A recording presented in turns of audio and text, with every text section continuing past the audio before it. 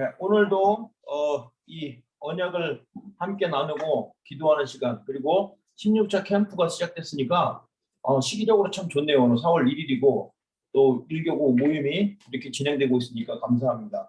자, 그런데 우리가 지금 16차 캠프를 통해서 우리 중직자들이 분명히 잡아야 될 언약이 이 복음이 개인화되어야 됩니다. 개인화가 되어야 될 이유가 있어요. 이 복음이 내가 개인화가 되지 않으면 하나님의 주시는 응답을 보지는 못해요. 근데 개인화가 되면 응답을 작은 것이라도 응답으로 확인되어지고요. 그 믿음이 생기는 겁니다. 그러면 언제든지 하나님은 역사를 크게 하시기 때문에 작은 것 같은데 작은 거 아니라 아주 큰 하나님의 역사가 나타납니다. 그것이 바로 개인화입니다. 우리가 무엇을 개인화해야 되냐? 그토록 말씀하신 이 복음이 우리에게 개인화가 되어야 돼요. 개인화가 되어질 때 그 증거가 뭐냐? 겉으로 나타나는 것은요, 평안입니다. 평안. 분명히 문제가 생기고 어려움이 있는데 내가 복음화가 개인화가 된 사람은 더 이상 그게 문제로 보이지 않는 거예요. 그리고 그게 고통으로 여겨지지 않고 하나님의 계획으로 깨달아지는 게 바로 개인화가 되는 겁니다. 바로 우리 중직자들이 이런 개인화가 되는 시작이 되게 예수님으로 축원드립니다. 자, 이 개인화가 되면서 또 중요한 것은 이제 이 복음을 현장화시키는 겁니다. 현장화. 이 현장화가 된다는 것은 무슨 의미냐? 이 현장화는요, 이 복음을 누리는 겁니다. 현장에서. 사람을 의식하지 않고 내가 복음을 누리고 있으면요, 현장에 당연히 성령이 역사하게 돼 있어요. 그 증거가 7명의 렘넌트들이 그의 삶 속에서 그 언약이 굉장히 개인화가 됐어요. 그래서 노예에도 불구하고 포로됨에도 불구하고 그 현장에서 복음을 누리니까 옆에 있는 사람들에게 증거가 나타나는 거예요. 그래서 이런 일에 대해서 증거가 돼서 결국 하나님은 세계화를 시킨다 이 말입니다. 등 좀 꺼주면 안 돼요? 등이 반사가 돼갖고요. 글씨가 잘 안 보여요. 이거 꺼도 될 것 같아. 네, 세계화가 되어진다는 것은 이 세계화가 되어진다는 것은 이렇게 우리에게 중요합니다. 그래서 세계화가 사실적으로 이제 전도가 되고 선교가 되어지는 것이죠. 우리는 이 언약을 붙잡고 지금 기도하고 있어요. 그래서 개인화, 현장화, 세계화 이거는요. 다락방에서도 굉장히 중요하게 생각하는 모티브입니다. 우리 총신에서도 중요한 이 세 가지 단어를 놓고 공부하고 있어요. 그래서 한 사람 한 사람이 복음화 개인화가 되어서 그 사람이 어디를 가든지 그 현장을 살리는 누림이 되어지고 그걸 통해서 다른 사람에게 전달하는 세계화가 되어지는 것입니다. 자, 우리는 이 언약 속에서 미국에서도 증언되어야 합니다. 이게 이번에 우리 강단 말씀이잖아요. 자, 그러면 무엇을 증언해야 이 말이에요. 아까 말했던 복음입니다. 내가 누리고 있는 이 복음이 어디서부터 시작되냐? 바로 창세기 3장 15절부터 시작되는 거예요. 여자의 후손. 여자의 후손이라는 그 단어가 나에게 구체적으로 적용되어지고 이해되어지고 깨달아지게 되는 것이죠.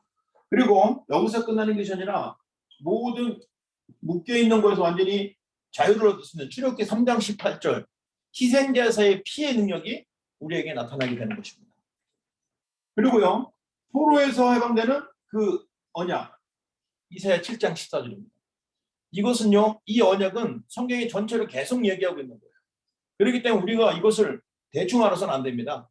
정확하게 한 구절 한 구절마다 주신 하나님의 계획과 뜻을 딱 언약으로 붙잡아서 나를 붙잡고 있는 모든 환경과 나를 속이고 있는 사단의 저주 이걸 완전히 해방시키고 그것을 축복으로 바꾸는 개인화가 되어야 된다는 말입니다. 결국 그 말씀의 성취자로 오신 분이 마태복음 16장 16절 그리스도잖아요. 이 그리스도로 말미암아 죄에서 해방되고 저주에서 해방되고 사단에서 해방되는 것입니다. 이 언약이 실제적으로 누려지는 중직자들 되시기를 예수 이름으로 축원드립니다.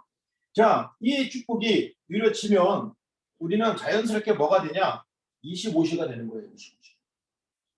25시에 응답이 되어지는 것입니다. 25시에 응답이 되어지는데 중요한 것은요. 현장을 살려야 되기 때문에 우리가 현장을 봐야 돼요. 근데 현장을 보니까 사람들이 교회는 다니는데 뭐가 없냐? 구원의 확신이 없어요. 그래서 오늘 구원의 확신과 25 응답을 누려야 됩니다. 자, 현장에 보면요. 지금 성도들이 어떤 문제가 하고 있냐면 5가지 병이 있다고 그랬습니다. 그 병이 첫 번째가 구원의 확신이 없어요. 구원의 확신이 없다 이 말입니다. 우리가 현장에 조금 전도하러 나가보면 금방 확인할 수 있는 거예요.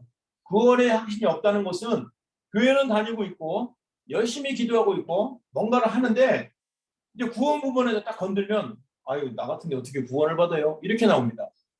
아유 나는 구원 받으려면 아직 멀었어요. 아주 겸손하게 대답해요. 근데 그 겸손한 게 아니라 이 확신이 없어서 그래요. 이 구원의 확신이 왜 없냐? 이거 몰라서 그래요. 창세기 3장 15절.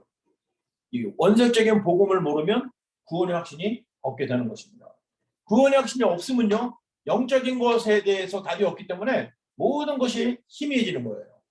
그러나 구원의 확신이 딱 되어지면 모든 것이 응답으로 딱 바뀌는 것이 말씀의 능력인 것입니다. 그래서 실제적으로 구원의 확신이 없으면 어떻게 되냐? 성령의 역사를 몰라요. 성령의 역사를 모르는 것이 바로 병입니다. 구원받은 즉시 하나님의 성령이 우리 속에 딱 들어와 버려요. 그래서 나의 신분을 완전히 바뀌어버리고요. 내 속에 있는 죽은 영혼이 생명을 얻게 되는 거예요. 그렇기 때문에 그때 즉시 성령이 내 안에 오셔서 나를 인도하시고 보호하시는 겁니다. 자, 그래서 성령의 역사는 저 여러분을 인도하시는 거예요. 성령의 인도를 몰라요. 성령의 인도를 모르니까 자꾸 사람만 들을 수밖에 없고요. 저 문제에 따라 다니고요. 사람 따라 다니고요. 돈을 따라 다닐 수밖에 없는 겁니다.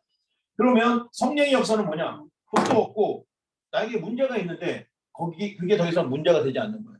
거기에 하나님의 계획을 찾는 것입니다. 그렇게 되면 어떻게 됩니까? 기도 응답이 없어요. 자, 무슨 소리예요?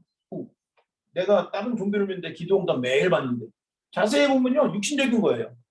육신적인 것은 누구든지 열심히 노력만 하면 일반 은총을 주셨기 때문에 응답을 받을 수 있어요. 그러면 우리가 원하는 기도 응답이 뭐냐? 25시라 이 말이에요. 성령의 역사의 응답을 못 받는다 이 말이에요. 말씀이 성취되는 응답을 못 받는다 이 말이에요. 지금도 하나님이 준비된 제자를 못 본다 이 말입니다. 진짜 참된 기도 응답은 우리를 통해서 성삼위 하나님이 일하시고 또 하나님이 준비된 사람을 살렸을 때 복음을 주고 살리는 그러는 것이 바로 참된 기도 응답인 걸 꼭 기억을 하셔야 됩니다. 자, 그리고 더 구체적인 것은 우리가 구원 받았는데 구원의 내용이 뭔지 몰라요. 자, 그래서 우리 중직자들께서 완전히 구원이 뭐냐라고 물어봤을 때 구원 받는다는 것은 늘 말씀드리지만 죽어서 천국 가는 정도가 아니라 지금 내 과거 문제가 완전히 해결되는 거예요. 모든 사람들에게 과거가 있습니다. 이 과거가 바로 내가 어렸을 때 그게 아니고요. 내가 태어나기도 전에 있었던 그 문제, 원죄 문제, 창세기 3장 문제. 그 과거 문제를 완전히 해결받는 게 구원이에요. 그 과거 문제라는 것은 내가 운명에 딱 걸려 있는 거예요. 불신자 6가지 상태에 딱 걸려 있고요. 세상의 틀에 갇혀 있고요. 함정이 딱 빠져서 허우적대고 있는 거예요. 함정에 빠진 상태에서 돈을 갖고 있고 함정에 빠진 상태에서 좋은 대학 다니고 좋은 집에 살고 그런 거라 합니다. 그게 과거에 딱 걸린 원죄 때문에 그렇습니다. 그런데 구원이라는 것은 그 과거 문제를 이미 다 끝냈다는 것입니다. 그거에 대한 답을 가지시는 여러분이시기 바랍니다. 그러면 현재는 뭐냐? 현재 내가 하나님 자녀의 축복을 하나님 자녀의 배경을 마음껏 누릴 수 있는 건데 그 내용이 없어요. 내가 현재 무엇을 해야 되는지. 그러니까 구원을 모르면요. 현재에 문제에 계속 딸려가고 사람 말이 휘둘리고 또 이 자녀가 내 기준에 틀리는 행동을 하면 나도 모르게 막 소리 지르고 막 윽박 지르고 그러게 되는 것입니다. 이게 바로 현재. 이 현재는 뭐냐? 그러면 내게 있는 문제, 어려움, 환경에 하나님의 절대적인 계획이 있다. 그래서 나는 행복하다. 이 문제가 있어서 행복하다. 이런 위기가 있어서 나는 행복하다라고 하는 게 현재 문제에서 해방되는 것입니다. 그리고 구원의 내용은요, 미래 문제까지 완전히 해결되는데, 불신자들은 교회를 다니는 사람들 중에 구원을 모르면 미래에 대해서 늘 불안하기 때문에 뭔가 미래에 대한 어떤 답을 찾으려고 막 돌아다니는 겁니다. 그래서 기존 교회 다니는 사람들은 기도를 많이 하는데 기도원 찾아다니고요, 또 금식하고 응답 받으려고 하고 애를 쓰고 있다는 겁니다. 사실은 이 모든 게 뭐 때문에 그래? 영적으로 무지하기 때문에. 영적 무지. 영적 무지가 사람들을 이렇게 만드는 겁니다. 그래서 우리가 먼저 현장에서 성도들이 교회를 다니고 있는 사람들, 사실은 불신자들은 이 말할 것도 없고 지금 교회를 다니면서도 이 구원의 확신과 내용이 없어서 방황하는 사람, 영적으로 무지하기 때문에 그렇습니다. 그래서 우리는 이 사실을 기억을 하고 분명한 답을 가져야 되는데요. 하나님이 그래도 답을 주셨지 않습니까? 그리스도로 답을 주셨어요. 이 그리스도로 답을 주셨기 때문에 그리스도는요, 구원에 대해서 출발입니다. 구원의 출발. 아니, 그리스도 모르는데 어떻게 구원을 받아요? 그리스도 모르는데 어떻게 응답을 받아요? 그리스도 없이 응답받았다, 성공했다, 다 거짓말입니다. 바벨탑이에요. 언젠가 와르르 무너져 버립니다. 그래서 구원의 출발은 그리스도입니다. 하나님이 세상을 구원하시려고 딱 말씀을 주셨는데 그 처음 말씀이 여자 여선을 보내서 뱃머리 박살내겠다고 이렇게 말씀하신 거 아닙니까? 구원의 출발은 그리스도를 받는 것입니다. 이 그리스도는 인간의 근본 문제를 완전히 해결하신 참 선지자, 참 제사장, 참 왕으로 오신 그 사실을 믿고 누리는 것이 우리의 출발입니다. 그것이 되어지면요, 괜찮아요. 지금 응답이 없는 것 같기도 하고 또 환경도 계속 열악한 환경 같고 괜찮아요. 이 노예 생활을 하는 요셉, 또 어릴 때 기름 부음 받아서 왕이 될 것이라고 확신을 가졌는데 그 왕이 되기 전까지 다윗은 수많은 죽음의 위기를 당했습니다. 괜찮아요. 구원의 출발, 그리스도가 이미 답이 됐기 때문에 괜찮다 이 말입니다. 그 정도가 아니에요. 그래서 모든 기준, 내 생과 일, 또 벌어지는 모든 사건, 그 기준이 바로 그리스도라는 거예요. 그리스도가 기준이 되면요, 아무리 내가 틀린 판단을 해도 딱 정신을 차리고 아니다, 그리스도라고 하면은 내가 바로 시작되는 것입니다. 그래서 시작도 그리스도고 진행도 그리스도가 되어야 우리의 인생이 가장 안전한 인생이 되는 것입니다.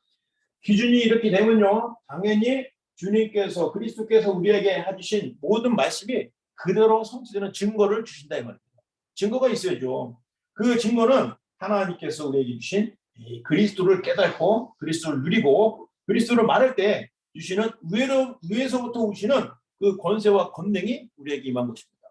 그리고 권세와 권능을 우리가 누릴 때 전쟁에서 승리하게 되는 것이죠. 제가 지금 일하고 있는 데에서 어른들이 많이 있기 때문에 이분들이 좀 건강해 보이는데 어느 날 안 보여요. 그러니까 어느 한 분은 최근에 돌아가셨어요. 다행히 그분을 내가 이렇게 좀 모시고 다니면서 복음을 전에 영접을 시켰어요.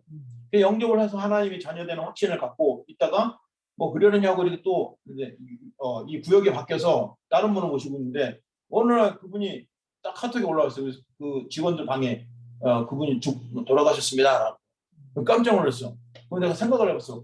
하면서 그분 내가 오셨던 분인데 내가 그분에게 어떻게 했나? 다행히 복음을 전했어요. 개인으로 갈 때 이렇게 딱 복음을 전하니까 말이 어눌해서 막 따라서 하지 못했지만 이 영접을 하면서 영접시키느라고 시간 걸렸어요. 그런 다음에 영접을 해갖고 그분이 구원을 받았다는 그런 확신을 가니까 마음이 좀 편해지더라고요. 그리고 최근에 또 어떤 분이 또 이모전 씨가 병원에 갑자기 가는데 그분이 돌아가실 줄 알았어요. 근데 다행히 살아갔고 이분을 다시 만나서 복음을 전했는데 이분이 천주교 배경으로 살아가시면서 결혼도 막 지금 한 3번, 4번 하신 거예요. 그러다가 이제 나이가 88세가 되니까 몸에 문제가 와갖고 유해에 문제가 생겼어요. 근데 또 이분이 어느 병원에서 위암 말기다라는 진단이 나온 거예요. 그러니까 완전히 초비상이란 거예요. 그런데 나중에 보니까 그게 오진이에요. 오진인데 그러니까 이제 그 병원에서 이 노인들을 어떻게 잘 해야 되는데 어떻게 노인들을 가지고 막 나라에서 나오는 돈을 어떻게 좀 하려고 하는 건지 그런 비리가 있어갖고 이 사람이 그 병원에서 이제 데리고 나왔어요. 그래갖고 지금 집으로 가 있는 상태인데, 근데 그때 같이 갔던 직원이 아까도 전화 와서 그분을 영접시킬 때 같이 있었거든요. 그래서 그분이 오늘 저녁에 시간이 있냐고 해서 내가 5시에 시간이 있다니 그럼 그때 와서 같이 좀 예배 좀 드리자고 얘기를 하더라고요. 근데 그분에게 또 오늘 가서 이 그리스도에 대해서 또 얘기를 해야 되겠죠. 그래서 예수님을 영접한 거, 그게 바로 기준이에요. 그 기준이 그리스도가 되니까 하나님이 말씀의 성취, 전도가 되어지는 증거를 계속 주신다 이 말입니다. 자, 그러면 하나님의 방법은 뭐냐 이 말이에요. 방법. 어떻게 해야 됩니까? 그 방법도 그리스도예요. 그리스도를 믿으면 되는 겁니다. 그러면 되냐? 되죠. 구원도 그리스도 믿으면 구원을 받는 거지 않습니까? 자, 그러면 이제 우리가 어떻게 살아가게 되냐? 나의 수단은 무엇이냐? 이 수단은 뭡니까? 이게 은혜입니다. 하나님께서 우리 은혜를 주셨어요. 자, 방금 말한 그분도 이머전시로 진짜 갑자기 막 혈압이 올라가고 심장이 막 뛰고 곧바로 죽을 것 같아서 이머전시로 옮겼단 말이에요. 다행히 살았어요. 만약에 그분이 그때 돌아가셨으면 복음을 못 받을 거거든요. 왜냐하면 내가 그날 토요일날 그분을 지난주 토요일날 그분을 만나러 갔는데 아니 분명히 내가 얘기 듣기로는 침대에 누워있어도 오도가도 움직이지도 못하는 사람인데 자리가 없는 거예요. 또 어떻게 된 거야? 알고 보니까 병원에 갑자기 실려간 거예요. 다행히 응급처치 받아서 지금 살았어요. 사실은 이제 언제 또 돌아갈지 모르지만 그래서 그 분에게 이 복음을 계속 전달하고 이제 아까 말한 대로 결혼을 여러 번 하보니까 이제 처음에 한국의 부인은 연락이 끊긴 상태고 또 그 처음 부인에게서 얻은 아들이 있는데 겨우 연락이 되는데 그것도 중국에 있다는 거예요. 그리고 중국에 있는 아들하고 막 통화를 해갖고 아버지가 이런 상황이 있고 하니까 아버지는 아들에게 통화하면서 야 오지 마. 나 이런 모습 너에게 보이고 싶지 않아 하면서 아들이 오지 말라고 할 정도로 자기 비참함을 이제서야 깨달았다는 겁니다. 그러니까 그분에게 은혜가 임했어요. 만약에 전도자를 못 만났으면 그냥 병원에서 그냥 이름 없이 빚도 없이 죽을 뻔했어요. 그분이 믿음 있는 사람이냐? 아니 카톨릭에 평생 동안 다녔던 사람인데 이 구원의 확신이 없고 이렇게 불신자 상태 6가지를 계속 고통받다가 여기 인생을 마무리할 뻔했는데 하나님이 은혜를 주셔서 복음을 받게 하셨다 이 말입니다. 이런 일들이 우리 중직자들의 걸음 속에 분명히 나타날 줄 믿습니다. 자, 그리고요 여기서 끝나는 것이냐? 하나님이 약속하신 축복들이 우리의 삶 속에 계속 성취되는 것입니다. 그 시작이 언제예요? 예수님을 영접한 순간부터예요. 그래서 저와 여러분이 이 복음을 전해서 영접을 시키는 것은 굉장히 중요한 것입니다. 반드시 생명을 전달해야 되고요. 생명 얻은 이후에 하나씩 뭐가 되는 거지. 이 생명이 들어가지도 않았는데 기도해야 됩니다. 예배 잘 드리세요. 소용없는 거예요. 생명을 얻은 다음에 하나님의 축복들이 그에게 성취되고 이루어지는 것입니다. 그래서 제일 먼저 이 복음을 전해서 영접을 시켜서 그 속에 성령이 내주하도록 도와드려야 됩니다. 이것이 바로 그리스도를 통해서 얻는 구원의 길이죠. 자, 이제 구원을 받는 이 사람에게 필요한 것이 바로 확신입니다. 확신. 어떤 확신이 필요할까요? 이 구원을 받았는데 구원의 내용이 뭔지 모르잖아요. 구원의 내용이 뭔지 모르니까 분명히 말해줘야 돼요. 이제 연세가 많이 드니까 인생을 회유하는 거, 회개가 아니라 내가 왜 이렇게 살았냐 후회하는 거죠. 그러니까 참 내 인생이 참 왜 이렇게 사는지 나도 몰라. 그러다 보면은 우울증에 빠지는 거예요. 계속 우울해지는 거니까 그분 집에 가면 약통이 엄청나게 있어요. 뭐 어르신들은 다 그렇지만 이게 이 구원에 대한 내용을 모르니까 뭘 누려야 될지 어떻게 살아야 될지 알지 못하는 거예요. 그래서 구원의 확신을 주는데 그 내용은 바로 그리스도를 통해서 주신 보좌의 축복을 전달해 주는 것입니다. 그것이 바로 우리가 전달해야 될 내용입니다. 그래서요 이때 이제 이분이 예배를 회복할 수 있도록 도와줘야 돼요. 그래서 우리 김선유 권사님도 지금 돌보시는 그 어르신들에게 이 복음을 전달하시고 또 물론 섬기는 교회가 있지만 그 현장에서 잠깐이라도 예배를 드리세요. 예배를 통해서 놀라운 하나님의 기적이 나타납니다. 전혀 생각하지 못했던 곳에 전도의 문이 열리고요. 또 다른 시스템이 문이 열리게 되어 있습니다. 예배로 안내를 하는 것이 가장 중요한 것입니다. 왜냐하면 예배를 통해서 뭐가 나타나냐? 하나님의 능력이 나타나는 거예요. 그러니까 전도가 되어지는 게 하나님의 능력이고요. 그가 방금 전까지는 우울해서 죽을 날을 기다렸는데 이제 살아야 될 이유, 뭐 얼마 살지 못했지만 그 살아야 될 사는 동안 내가 무엇을 해야 되는지 삶의 이유가 딱 발견되어지도록 하는 것이 바로 예배 통해서 나오는 능력입니다. 그래서 우리는 이제 제대로 응답받는 사람으로 인도를 해줘야 돼요. 어떤 응답입니까? 하나님이 나와 함께 하시는구나. 내가 지난날 이렇게 살았는데 이것이 하나님 떠난 자의 모습이구나. 그렇다면 아직도 이런 현장에 이런 사람이 많구나. 그런 사람을 살려야겠다라고 응답을 받는 것입니다. 그럴 때 이 복음이 얼마나 중요하구나. 가치를 깨닫게 되는 거예요. 가치를 깨닫게 되는 것입니다. 그래서 이제는 또 이렇게 깨달아도 사실은 문제가 계속 와요. 그런데 이게 더 이상 이 문제에 대한 악순환이 끊기는 겁니다. 악순환을 끊어줘야 돼요. 이 운명에서 빼내어주는 게 바로 중요한 것입니다. 여기에 대한 확신을 갖게 해주는 것이 바로 저와 여러분의 전도자의 사명인 줄 믿습니다. 자, 그러면서 또 중요한 것이 있어요. 세 번째로요. 구원의 핵심 중에 우리 안에, 내 안에 어떤 축복이 있는지 그거를 반드시 설명해 드립니다.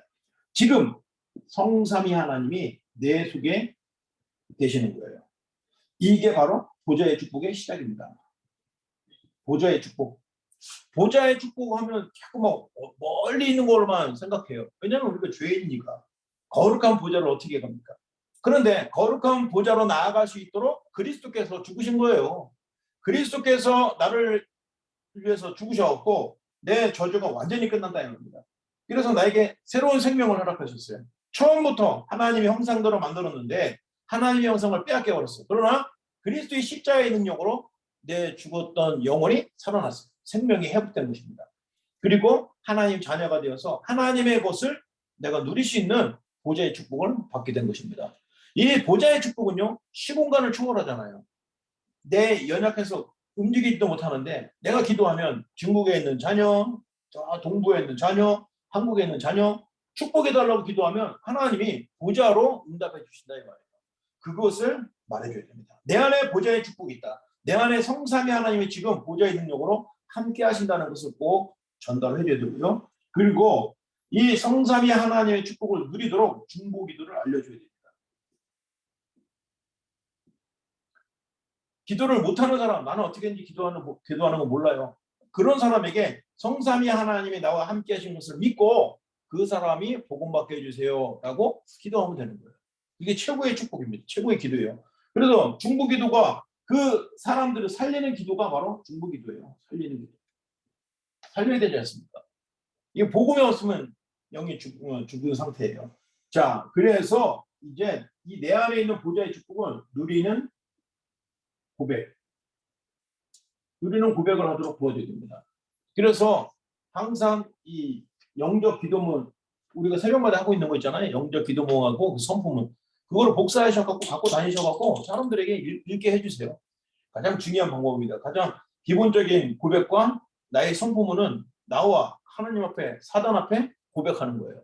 그러면 사단은 내가 이런 고백을 할 때는 어떻게 할 수가 없어요. 왜냐하면 그리스도께서 보좌의 축복으로 나와 함께 하시기 때문에 이 축복을 누리는 저와 여러분 되시기 바랍니다. 자, 이제 결론적으로요. 사실은 이런 축복을 어떻게 누리냐? 이젠 중직자들은 정시 예배를 드리죠. 정시 기도가 전부가 아니라 정시 예배. 세 번 하면 좋겠지만 단 한 번이라도 예배를 드리죠. 지금 우리 언약 기도 쓰고 있는 건데 아주 좋은 방법입니다. 그러나 예배 형식으로 한번 딱 드리세요. 처음에 찬송 하나 딱 부르고 사도신경하고 그리고 강단의 말씀 한 구절을 딱 묵상하시고 그다음에 기도 제목을 간단하게 딱 기도하세요. 새벽 예배 보고 있는데. 아멘. 그럼 이제 새벽 예배도 좋죠. 당연히 좋죠. 근데 그거는 이제 공 예배고 이 현장 속에서 이렇게 예배를 정시 예배를 도전하시기 바랍니다. 자, 이렇게 되면요. 뭐가 되냐면요. 무시기도가 자동으로 돼요. 무시기도. 예배를 통해서 힘을 얻은 사람은요. 눈에 보는 거, 만나는 거, 사건. 전에는요, 아 진짜 이게 왜 이래, 저 사람 왜 이래라고 했는데 주여 하나님의 뜻이 무엇입니까? 이게 바뀌는 거, 이게 무시기도예요. 그래서 우리가 지금 세 가지 기도하지 않습니까? 서밋 타임, 세이빙 타임, 힐링 타임. 이것은 이제 아침에는 서밋 타임, 모든 생각을 기도로, 낮에는 세이빙 타임, 모든 사람을 살리는 기도. 사람뿐만 아니라 일, 사건, 모든 만남을 다 살리는 세이빙 타임이 되어지는 것입니다. 이게 바로 우리 무시 기도예요. 자, 그러면서 또 우리는 집중 기도의 비밀을 누려야 됩니다. 집중 기도. 집중 기도는 우리가 흔히 잘하잖아요. 문제를 놓고 그 문제 해결을 놓고 집중적으로 기도하라고. 근데 전에는 문제 해결을 놓고 기도했는데 그렇게 하다 보니까 문제 속에 하나님의 계획이 보여지는 거예요. 이게 보좌의 축복을 누리는 자의 특징입니다. 특징이다 이 말입니다. 자, 그래서요. 자, 이거는 이제 이번 그 구역 예배의 구역 말씀이고요. 자, 제가 왜 이 주중에 지금 계속 유 목사님 메시지 하시는데 또 이렇게 하냐? 이게요. 굉장히 중요합니다. 여러분들 이게 메시지 들었잖아요. 그런데 들은 메시지를 또 이렇게 정리를 하면요. 또 다른 하나님의 깊은 계획이 깨달아지고 적용이 된다 이 말입니다. 자, 이제 저와 여러분에게 미션을 드리겠습니다. 자, 이 미션이요. 사실은 지금 시대의 흐름 속에 반드시 받아야 될 응답입니다. 이젠 금토일 시대입니다. 금토일 시대. 지금 랩넌트 훈련을 하면서 유 목사님이 계속 금토일 시대를 강조하셔요. 근데 금토일 시대를 이미 3단체나 종교단체 또 다른 단체에서는요, 세상 단체에서 이미 하고 있어요. 그런데 그 어린 아이들에게 엉뚱한 거, 다른 거, 세상의 거, 성공하는 방법만 계속 각인시키고 있지 않습니까? 그러면 똑같이 멸망의 자녀로 만드는 거예요. 자, 그럼 우리는 어떻게 금토일 시대를 여냐 이 말이에요. 그래서 이 금토일 시대에 우리 하나님이 내가 살고 있는 집 여기에 대해서 하나님의 계획을 찾아야 됩니다. 그래서 우리 교회에 이것을 우리 중직자들이 적용해야 되는데요. 자, 저와 여러분이 집이 무엇입니까? 우리가 편안하게 살고 쉬고 또 가족끼리 모여드는 것이 집이죠. 그런데 성경은 집이 아니고 이 집이 미션홈입니다. 미션홈이 되어야 돼요. 저와 여러분의 집이 미션홈이 됩니다. 자, 그래서요. 저와 여러분의 집에 언제든지 랩런트들이 와서 쉴 수 있는 집이 되어야 됩니다. 랩런트, 과연 우리 집에서 랩런트들이 와서 2박 3일 동안 또 하루 동안 쉬고 가면 어떤 일이 일어날 것인가. 그럼 우리 어른들은 또 아이고 우리 집에 오면 집도 지저분하고 힘든데 또 만들어주고 하는 여러 가지 복잡한 게 생각나요. 근데 그런 거 생각하지 마시고요. 랩런트에게 전달할 것은 언약이에요. 그래서 이제 우리가 금토일 시대를 맞이해서 저는 이제 초등부를 맡고 있기 때문에 초등부 아이들을 통해서 이제 이 금토일 시대의 문을 열 것입니다. 그래서 우리 집 이제 권사님 집을 오픈하시는 권사님 집에 우리 초등부 아이들을 선별돼서 2~3명씩 또는 1명씩 이렇게 뽑아서 금요일 날 우리 허락하신 집 권사님 집으로 갈 겁니다. 그래서 그 집에서 2박 3일 동안 다 묵으면서 훈련도 하고요. 같이 현장도 나가고요. 그리고 특히 아까 잠깐 얘기했던 우리 김정호 권사님은 그 자녀들은 미국 교회를 다니고 있어요. 그러면 우리 아이들을 그 미국 교회에 한번 참여하게 하는 겁니다. 이번에 메시지 산업성의 메시지 보니까 중요한 아이들에게 그 현장을 보여주는 게 굉장히 중요하다고 그랬습니다. 우리 랩런트들이 미국 교회 살린다고 계속 메시지 들었는데 도대체 미국 교회가 뭐 하는 건지 알지 못하잖아요. 그러면 실제적으로 미국 교회 어린이들 레벨은 어떻고 어른들 레벨은 어떤지 그걸 보도록 눈 열어주는 것입니다. 그래서 아이들이 복음이 정리될 수 있고 교회가 정리될 수 있고 하는 이 언약을 전달하는 것입니다. 그래서 우리 중직자들께서 이제 마음의 기도를 하세요. 그래 한 달에 한 번이라도 2달에 한 번이라도 내가 집을 오픈해서 우리 랩런트들을 집에서 좀 훈련을 시켜야겠다라고 집만 오픈하시면 돼요. 그러면 제가 교사하고 또 아이들하고 이런 모든 프로그램을 딱 시스템을 준비해갖고 딱 가르쳐줄 거예요. 그러면 그 집에서 우리 중직자들 해줄 일은 같이 동참하면서 음식도 만들어 주시고 아이들 격려해 주시고 위로해 주시고 그거예요. 근데 그게 작은 게 아니란 말입니다. 랩런트가 우리 권사님 집에서 이렇게 하루 잤는데 하나님이 이렇게 우리 권사님 집에 함께 하시는구나. 그리고 권사님 중직자들의 자녀들이나 또 이렇게 만나서 가볍게 어떻게 살았는지 이렇게 포럼을 하게 되면 아이들에게도 굉장히 도전이 된다. 굳이 막 다른 명강사 불러와갖고 막 얘기할 필요 없어요. 애들 못 알아들어요. 그런데 집에서 소수가 모여갖고 이렇게 가족적인 분위기로 예배하고 훈련을 받고 같이 전도하고 또 얘기하고 이런 것은요 아이들에게 굉장히 영향을 끼친다 이 말입니다. 평생 간다 이 말이에요. 그래서 평생 가는데 무엇을 심어주냐? 언약을 심어주는 겁니다. 그래서 이 랩런트들을 여러분이 집에서 훈련할 수 있는 장소로 오픈해야겠다라는 미션홈이 되겠다라는 언약을 붙잡으시기 바랍니다. 그래서요 이제 우리 중직자의 집이 기도처가 되게 됩니다. 기도처. 지금부터 기도하세요. 우리 집에 랩런트들을 오는 것을 모든 환경을 여건을 허락해 주세요. 그리고 이 집을 통해서 지역을 살리는 증거를 주세요. 왜냐하면 아이들이 훈련을 받으면 그 집 주변에 캠프를 할 거니까. 그래서 아이들 때문에 집집마다 갈 수 있어요. 여기는 뭐 아이들 하면은 다 오픈이잖아요. 그러니까 아이들을 딱 대등해서 지난번에도 교회 캠프를 하는데 이제 끝나고 그 캠프하면 그 파크에 가요. 근데 이 파크에 아무도 안 나온 거예요. 그래갖고 우리가 애들을 데리고 집을 초인종을 눌렀어요. 왜냐면 주일 저녁이니까 대부분 뭐 다 나갔는데 어떤 집이 딱 문을 열어요. 근데 어떤 청년이 딱 문을 열었어요. 그래서 얼른 내가 애를 딱 세우고 우리 부연이를 앞에 딱 세우고 부연아 우리가 전도 왔다고 얘기하려 하니까 애가 막 우리는 전도하러 왔어요. 그러니까 그 젊은 청년이 그래? 뭔데? 하고 관심을 갖고 얘기를 했어요. 그런데 얘가 습기가 없어하고 뭐뭐뭐 그러니까 내가 할게 하고 이제 복음을 전했어요. 그랬더니 젊은 청년이 자기도 교회를 다니는데 오늘 아이가 와갖고 이렇게 너무 기쁘다. 좋다. 이게 바로 복음이다. 우리 교회에서는 아이들이 훈련시키고 또 이렇게 전도하고 있는데 당신이 이렇게 또 문을 열어줘서 고맙다라고 해서 그 현장을 이렇게 봤습니다. 그러니까 아이들을 대등해서 가면 사람들이 대부분 마음을 오픈해줘요.